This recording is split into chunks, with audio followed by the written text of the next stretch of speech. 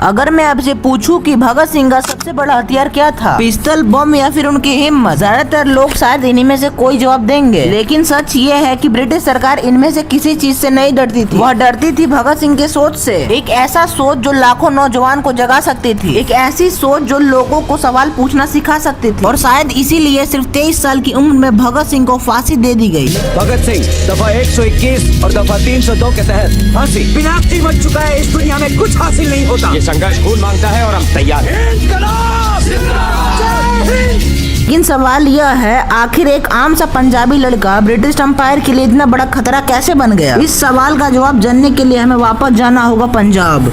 साल 1907 लाहौर से लगभग 150 किलोमीटर दूर एक छोटा सा गांव था बंगा। 28 सितंबर 1907 की सुबह सरदार किसान सिंह और विद्यावती के घर पर एक बच्चे का जन्म होता है। लेकिन इस जन्म के साथ एक अजीब सा सहयोग भी जुड़ा हुआ था। इस बच्चे के जन्म से पहले उनके पिता और दोनों चाचा अंग्रेज के खिलाफ बोलने के कारण जेल में थे। लेकिन जिस दिन ये बच्चा पैदा हुआ उसी दिन ये तीनों घर लौटा। पूरा परिवार इसे शुभ संकेत मान रहा था। उसकी दादी ने उसे देखा और कहा कि ये बच्चा किस्मत वाला है, और धीरे धीरे उस बच्चे का नाम पड़ा भगत सिंह। भगत सिंह एक ऐसे परिवार में पैदा हुए थे जहां देशभक्ति सिर्फ एक शब्द नहीं थी, वो जीवन का हिस्सा थी। उनके पूर्वज सिख एम्पायर के दौरान लड़ चुके थे। उनके पिता और चाचा आजादी की लड़ाई में शामिल थे। घर का माहौल ही कुछ ऐसा था जहां आजादी की बातें रोज होती थी। लेकिन उस समय भगत सिंह भी एक बच्चे की तरह थे। और एक बात जो शायद ही बहुत कम लोग जानते हैं, वो अंधेरे से डरते थे और रात में बाहर जाना उन्हें पसंद नहीं था। लेकिन इसी बचपन में एक ऐसा एक्सीडेंट हुआ जिसने सबको हैरान कर दिया। एक दिन सिर्फ 3 साल की उम्र में भगत सिंह खेत की तरफ चले गए और कुछ देर बाद उनके पिता ने देखा कि वो मिट्टी खोद रहे थे और पूरे कपड़े मिट्टी से भर चुके थे। उसके पिता ने पूछा, बेटा क्या कर रहा है? भगत सिंह ने बिना ऊपर देखे जवाब दिया, मैं बंदूक उगा रहा हूँ। पिता हंसने लगे, लेकिन फिर उन्होंने पूछा, बंदूक क्यों?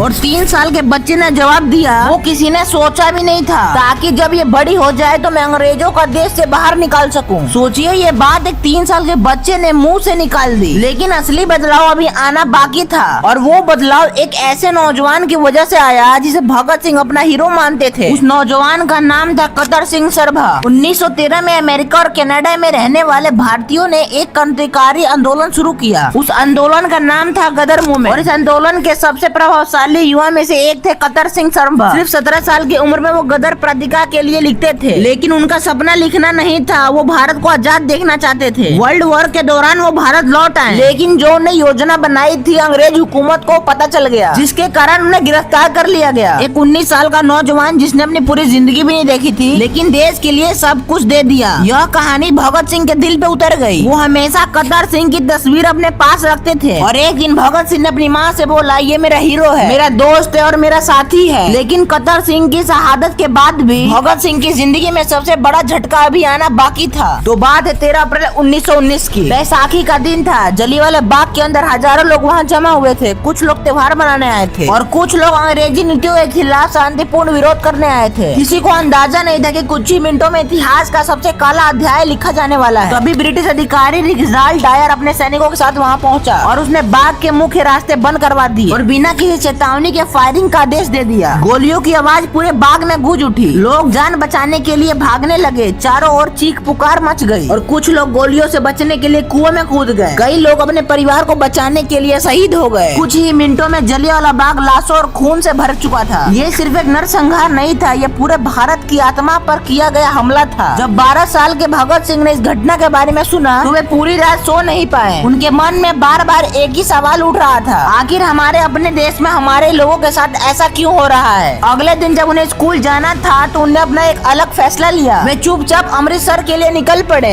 कई घंटे यात्रा करने के बाद जलियांवाला बाग पहुँचे। वहाँ की खामोशी अब चीख रही थी। खून के निशान अभी तक जमीन पर मौजूद थे। भगत सिंह कुछ देर तक उस मिट्टी को देखते रहे। फिर उन्होंने अपनी जेब से एक छोटी सी कांच की शीशी निकाली और शहीदों के खून को उसमें भर लिया। उनकी आंखें नम थी, लेकिन उनके भीतर कुछ और जन्म ले चुका था। एक संकल्प और एक आग, एक ऐसा संकल्प जिसने ब्रिटिश एम्पायर की होश उड़ा दी। उस दिन भगत सिंह सिर्फ मिट्टी लेकर घर नहीं लौटे थे,